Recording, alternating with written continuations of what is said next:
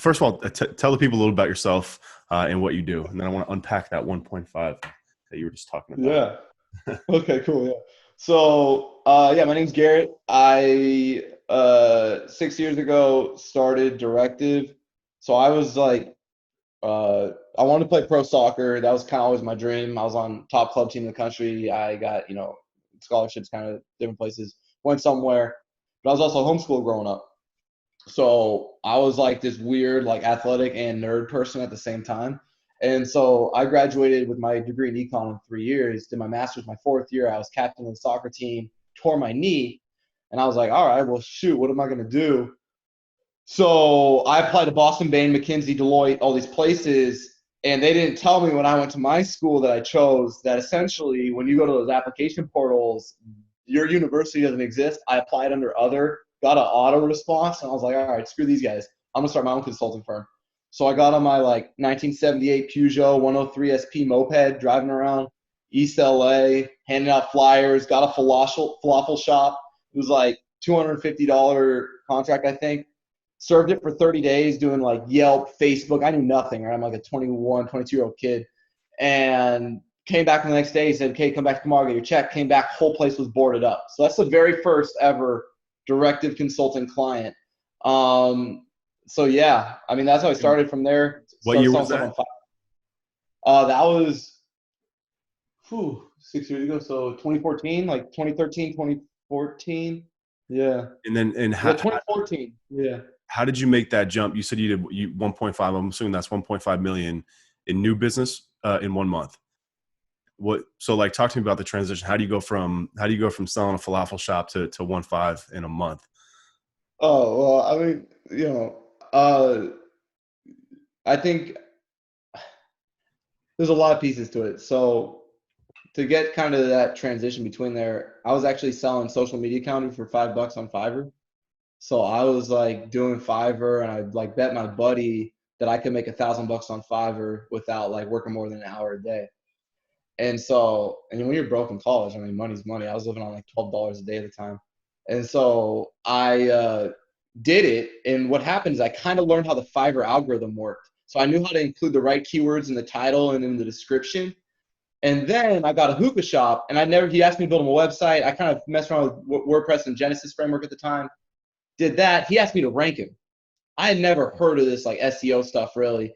And so I just went on Moz and Search Engine Land everywhere else. I read everything that had been written like the last 5 years. I like this took 2 weeks. I just came up with this mantra called learn, engage, create. And I just read everything, engaged with it, tried what I was reading on his website. Within like a month or two, he ranked #1. And I was like, this is crazy. Went to my best friend, said, hey, don't go to law school. Come join me. We'll start this company. 2 years later, we got Allstate. So I was like, I think 24, 25 at the time. We got Allstate as an agency of record. And then we went into local. We got a Moz local recommended. Then from there, we started getting SaaS. And then we did really well with the SaaS firms. We enjoyed it. It was much more, we thought, strategic. And they paid well. And then from there, we kind of went into B2B in general because we had like Pelican and some big manufacturing companies in B2B. And that's when we got to the 1.5 million space. And I was spending $80,000 a month on advertising probably. For yourself? Yeah. And that was the main source is that how you were attracting those big clients? Yeah, I got most of them through there, and they weren't all that big was the problem. So, we had like 4K minimums back then. And what happened was, so like the problem with agencies that hopefully everyone listening, I know it's the agency audience, small business is the cocaine of agency, okay? And like there's nothing more addictive and bad for your agency than small business. And everyone gets addicted to it, especially at first. So what happened was we got so good at our own demand gen that we essentially got our first 1-star review. And I've only got one bad review in the history of this company. And it came from someone we were actually super successful with, which is ironic because you'd think it was from somebody you failed with. But at the time, we just couldn't keep up. It was too much. The directors couldn't source talent fast enough. The gross profit wasn't strong enough to hire consultants that were good enough.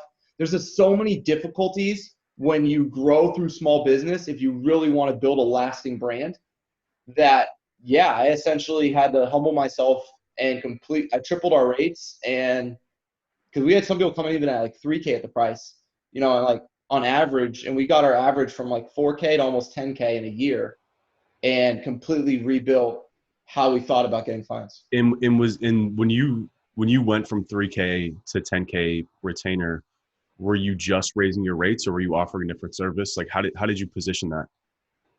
I just raised my rates. And so another thing that, agencies I think make a huge mistake on is, so like I'm spending a lot of time like right now in the acquisition space and trying to learn that game. And so I'm talking to so many agency owners. And what I'm finding is none of them, not one of them, has known what their gross profit is accurately or understands it. And it is, in my opinion, the most important part of your agency, and not enough people remotely focus on it. Because what they do is they end up being a jack of all trades for this kind of 1 to 2 person marketing team. This is like 99.9% of the agencies. They get a small to mid-market company, a little less than 20 million in revenue. They have one lady that's called Marketing Mary. I was talking to somebody the other day and called them that. Thought it was great. And Marketing Mary has a lot of problems, a lot of stress, wants to cover her ass. So she brings an agency in. That agency helps her do 20 different things. But in the return, that agency has horrible gross profit because they can't create economies of scale or charge premium pricing across any of those 20 services. And eventually what they have is they have 8 to 12% net profit, no EBITDA, and they can never sell their business because they won't get the multiple they want. Yeah. And so, in my opinion, we always avoided that. We've only offered SEO and PPC for 6 years, and I think we're genuinely the best at it for SaaS. Like I genuinely think we have the best deliverable on the market for software, and we charge a premium because of it. And that allows us now to hire talent. That allows us to have an incredibly low capacity. I mean, it's crazy. I had over almost 70 employees, and now we have 37, and we make more in revenue. So you said you said you had 70 and you went down to 37. Revenue in 12 months, yeah. Oh wow, okay. And going back to that 1.5. So you were advertising a lot, got really good demand gen, decided to raise your prices. Did you raise your prices on existing clients too, or was that only going forward for new ones? And how did they react? Or did you flush them out? We had to let go of every client below our minimums. So we said no to millions of dollars and fired every client underneath our new gross profit target for 12 months straight. So I made a goal to not grow until I felt healthy about our gross profit so that I could do better capital allocation. So essentially we fired every single client who didn't hit our minimums and then reassessed all the people on those accounts to say if those people on the accounts were ready to service accounts 3 times that size with their current skill set. And if not, we had to have really hard conversations. Word. And how do you guys price? You guys hourly, or you output? Fixed rate. Fixed rate? Or like minimum plus spend. So minimum plus spend on PPC, and then hourly, or then fixed retainer on SEO. And is that fixed retainer based loosely on hours internally to come up with that number? It's more based on capacity, which I guess then is based on hours. So yeah. But it's more a couple different ways. When you're working with mid-market and enterprise, a lot of times it's based on who the point of contact is and then what type of consulting you need to give them for them to be successful. Mm-hmm. A lot of our consultants make it really, great money here, and I can't put them on accounts that pay less than 30K a month, let's say. Yeah. And so if I get a point of contact who's incredibly sharp, like if we were to service you and you're a really sharp digital marketer, I can't give you somebody I'm paying, not top dollar for, or else you're going to churn and you're going to blame us for it. Even though it was a good person, they just couldn't communicate at the level you needed. And so for those people, we're going to charge a premium, or for people who can create leverage off our services. So like Allstate, for example, right? So like Allstate, we just ranked #1 for car insurance and #1 for auto insurance. That's a massive amount of leverage that they can create from that. So I'm going to charge them a premium for it. So it's really more value-based pricing than anything. Gotcha. Yeah. Seems like a lot of agencies, when they get to a certain point, turn to somewhat of a hybrid, but it's loosely based on hours just for internal tracking purposes, just for capacity, like you said. But then it's really value-based because, again, if you're getting an Allstate versus another car insurance company, you're going to charge Allstate more if you can get them better results. Yeah, and if you take Allstate, you can't take State Farm, you can't take Geico. So you also have to take into account that a lot of these organizations, when you get to a certain level of size of account, you're going to have to sign a non-compete. And there's a certain value you can charge to dedicating your agency to being the best at car insurance in the game. Mm-hmm. And you guys are consultant, right? So Are you guys still doing, like, when I think consulting, I think much more strategy partners. I think much more communication based relationships. But are you guys still doing deliverable based work? And Yeah, after we are. those deliverables, are you guys pushing into execution? Like, if you guys put together a content strategy, is it on the client to execute, or are you guys kind of going down to the weeds, so like link building and content writing? Yeah. So content writing, in my opinion, is the world's worst deliverable in all marketing. So I don't deliver written content because it's a loss leader. What I mean by that is if you're actually in content marketing, like deep in it, and you want to hire a real writer, it's going to be 900 to 1200 bucks a piece. There are very few people in marketing who are willing to pay that. And so what happens is your agency actually loses money writing content for people. And then eventually you try to get cheeky with it and try to save money creating the content. And then you lose relationships because the number one breaker in our retention rate in SEO is people not liking the content. So we stopped creating content about 2 years ago and we doubled down on briefs. And I think we deliver some of the best content enablement in the game. And that's what we really, really focus on, is kind of empowering teams. And then we built our own network of writers that we introduce to, but we Hmm. don't own. Yeah. So we got writers we'll introduce you to, but I'm not going to do the billing. I'm not going to touch their, Yeah. like, I don't want to be associated with it. We operate the same way. And within our training platform, I tell people all the time, and my partner and what we talk about a lot is trying to remove the opinion from our services. Meaning, if we write a piece of content for you, it's kind of like design too. Like, we do really good design work internally, but we don't do it for clients because there's so much opinion when it comes to design. I look at something and think it's badass, but somebody with a different taste looks at it and they're like, no, this sucks. It's the same thing with content. No matter what you write for someone and how good it is, they wouldn't have said it that way. Yeah, exactly. And that's why I don't do content, because it doesn't matter how good it is or what it is, they wouldn't have said it that way. And it's just a lost leader for you in every sense of the word. 100%. Yeah, it's good to hear. It's actually funny because I do quite a bit of these now, and I talk to a lot of successful agency owners, and there's so everyone kind of arrives at the same place differently, but it's funny the similarities of how people, how we get to these same places, because like, you can't pay me enough to write content for you. It's not worth it. You can pay me $5,000 for a post, but like, it's still not worth it because,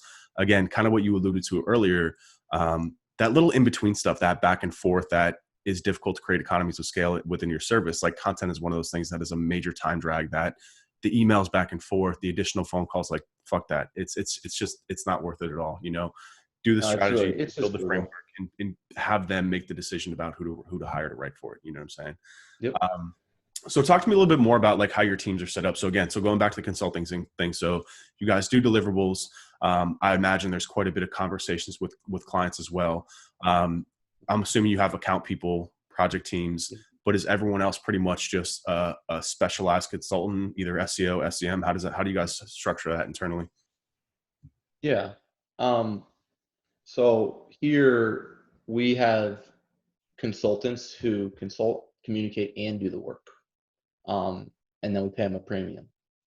And so like here, nobody works on more than 5 accounts, which I've never heard of anyone who has capacity that low, kind of in this mid-market type size Yeah. space. And I think it's what makes us really different is we have incredibly low capacity. I mean, maybe you've heard different, but I haven't heard anyone that gets, like, on average, I think we're at 4 accounts per head count, and I think I have only like 60, 57 accounts as an agency and 37 full-time employees.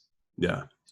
Yeah. No, So the only other it's time I've heard that, I used to work at Sapient Nitro as a contractor and Razorfish, and it was basically 1 or 2 accounts. But aside from that, I mean that's, you're like you're basically an outsourced. yeah, right. That's Continuity, W Promotes, Razorfish, iProspects, all of them. They have to spend to do it. I'm trying to do it at the mid-market so I can build the portfolio to get to that at the enterprise. So that's like where we're heading. So that's kind of how we do it. So those people, and then they're out, no, they're in client offices doing working sessions 6 times a year. So Your people are. yeah. Oh wow. Okay. Yeah. So you guys are true. I mean, it's funny. I used to work at Deloitte at my first job out of college. I quickly realized it wasn't for me. So I know the model. But I'm yeah, building the McKinsey search. That's what I'm yeah, trying to build. exactly. Interesting. Yeah. That I mean, that's definitely a different model. You don't hear that very much in the search industry for on-site consultants, at all. Is that, and how many of your clients are actually taking you up on that and bringing people into their offices? We don't make it an option. I have all my account strategists. They have to fly out to all their accounts at least 6 times a year. Oh, wow. Interesting. Interesting. Yeah.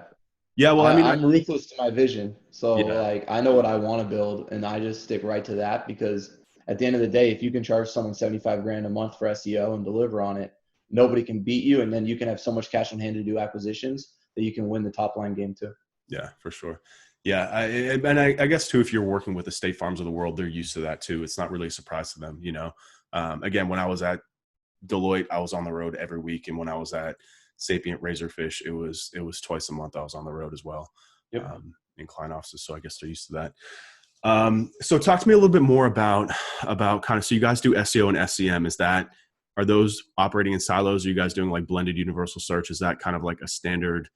Do you only do SEO for some people, or do you kind of insist that they're done in conjunction with each other? You can't force people to do both once you get to mid-market and enterprise. So what happens is with small business, what you find is you get a lot of people who do a lot of your services. And then the larger you get with organizations and the bigger their in-house marketing teams are and the more talented they are as an organization with understanding their LTV CAC, with understanding their go-to-market strategy, with just having real like actual marketing ops. And frankly, most of them still aren't there yet, but the ones that are trying to be there, they want that usually one individual thing. And then you have to try to cross-sell as you earn trust and as you deliver. And then you have to, usually they have a separate agency doing that.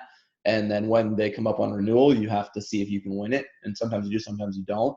But the reality is the more we've charged over the years and the bigger we've tried to grow our retainers, the less full service we're doing.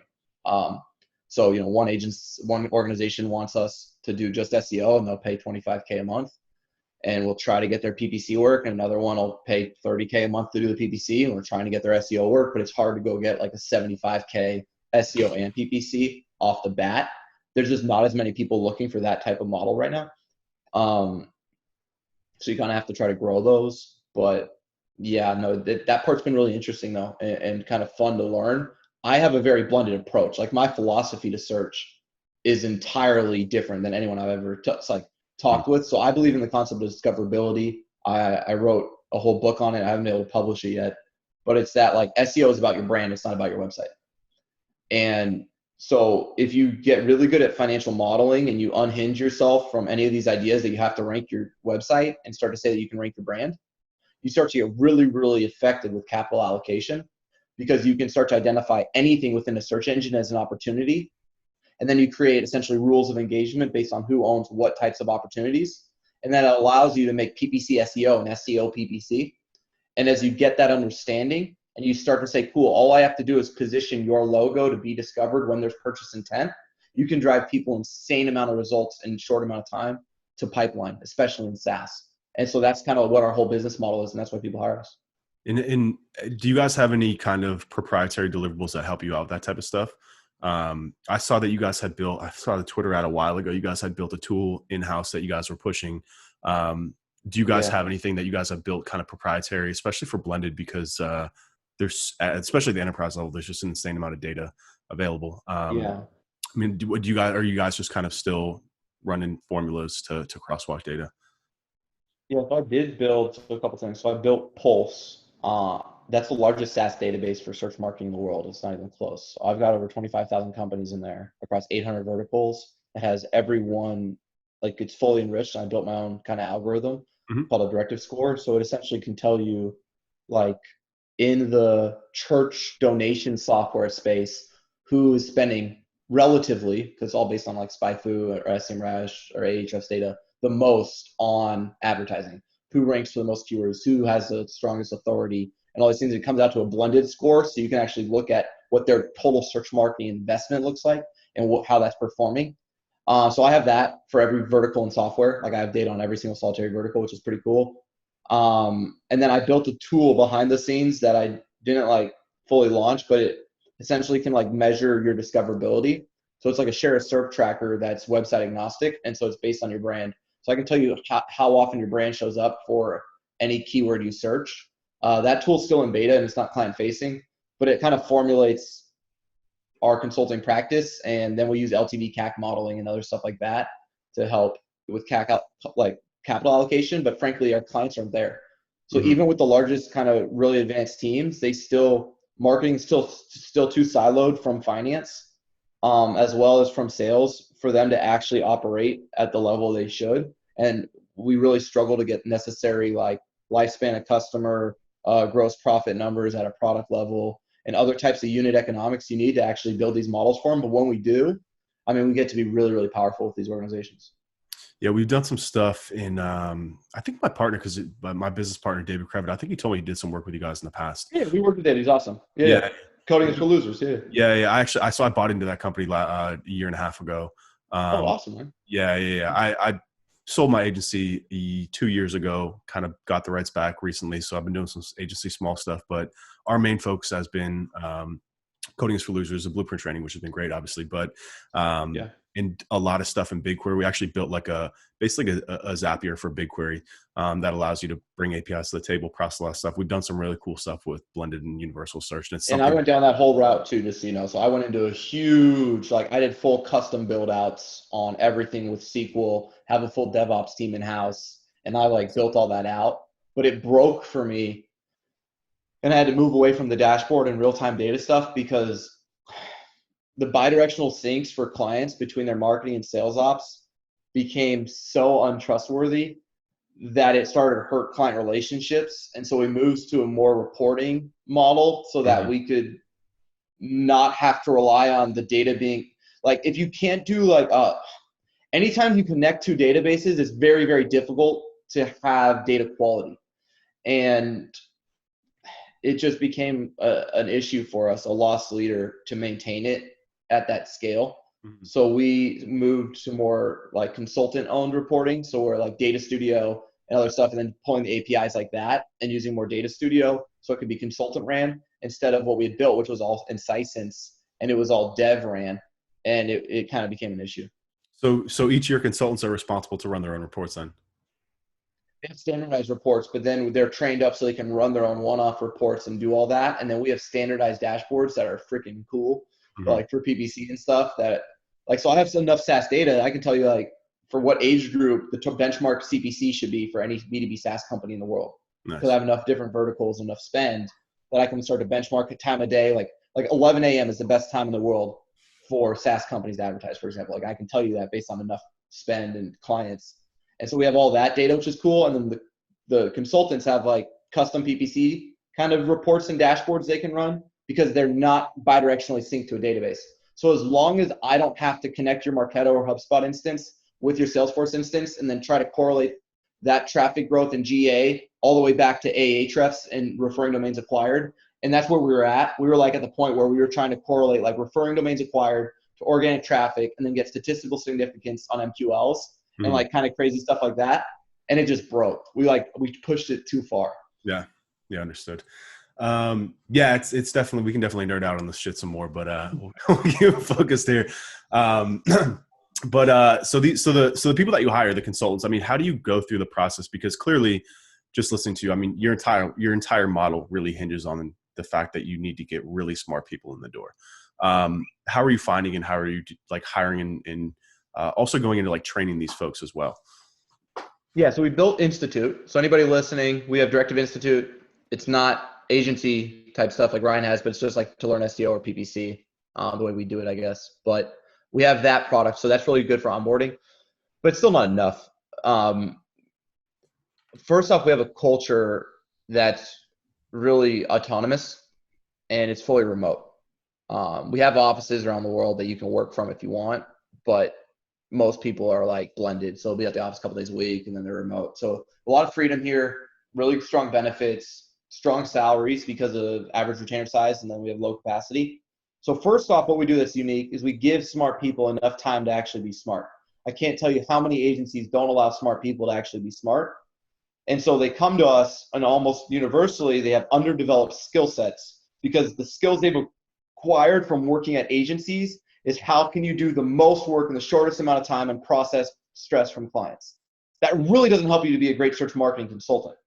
And so what we try to do is we'll try to find people, like you said, from Razorfish, from iCrossing, from WPromote, from these other places, who a couple different things. They're used to having only a couple accounts and they want actually some more job security. So they want 5 instead of 2 because they know what happens if they have 2 and one of them leaves, they don't have a job.